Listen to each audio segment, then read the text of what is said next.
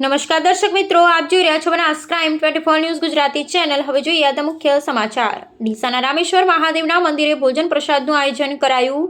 પવિત્ર શ્રાવણ માસની અમાવસના દિવસે શ્રી લાડ લોહાણા થરી સિંધી સમાજ દ્વારા કરાય છે સમૂહ ભોજનનું આયોજન।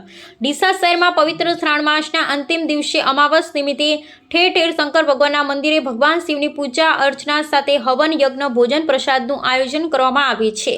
ત્યારે આજે શહેરના લાઠી બજાર વિસ્તારમાં આવેલ રામેશ્વર મહાદેવના મંદિરે દર વર્ષની જેમ આ વર્ષે પણ શ્રી લાડ લોહાણા થરી સિંધી સમાજ દ્વારા ભોજન પ્રસાદનું આયોજન કરવામાં આવ્યું હતું, જેમાં શહેરની ધર્મપ્રેમી જનતાએ ઉત્સાહભેર ભાગ લઈ અને ધન્યતા અનુભવી હતી। સમાજના આગેવાન અને પૂર્વ નગરપાલિકા પ્રમુખ રાજુભાઈ ઠક્કરે જણાવ્યું હતું કે છેલ્લા 34 વર્ષથી શ્રી લાડ લોહાણા થરી સિંધી સમાજ દ્વારા ભગવાન શ્રી રામેશ્વર મહાદેવના મંદિરે પવિત્ર શ્રાવણ માસના અંતિમ દિવસે અમાવસ નિમિત્તે ભોજન પ્રસાદનું આયોજન કરવામાં આવે છે, જેમાં કોઈ પણ ભેદભાવ વિના દરેક સમાજના લોકો શંકર ભગવાનનો પ્રસાદ લેવા માટે જોડાય છે અને લાડ લોહાણા થરી સિંધી સમાજના આગેવાનો અને સ્વયંસેવકો દ્વારા પણ સુંદર આયોજન કરવામાં આવે।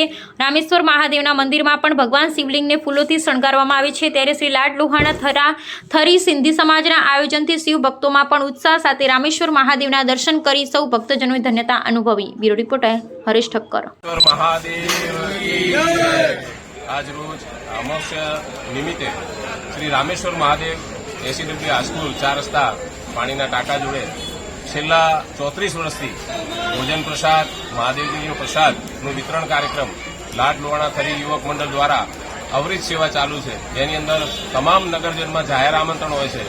जेम रिजमेट महादेवનું હોય છે એમ સેમ રામેશ્વર મહાદેવ એસીડબ્લ્યુ ખાતે પણ હોય છે અને આજે પણ આપ જોઈ શકો છો કે બધા ભક્તો મહાદેવની જય બોલાવી દર્શન કરી અને ભોજન પ્રસાદ લાડુ પ્રસાદનો લાવો લઈ રહ્યા છે। આવનાર ટાઈમમાં આપ મીડિયાના માધ્યમથી હું નગરજનોને એક જાહેર આમંત્રણ આપું છું કે આપ પણ પ્રસાદનો લાભ લેવા આવી અને અમને અમારા યુવક મંડળને ધન્ય બનાવો। અસ્તુ ભારત માતા કી જય, ભારત માતા કી જય, વંદે માતરમ।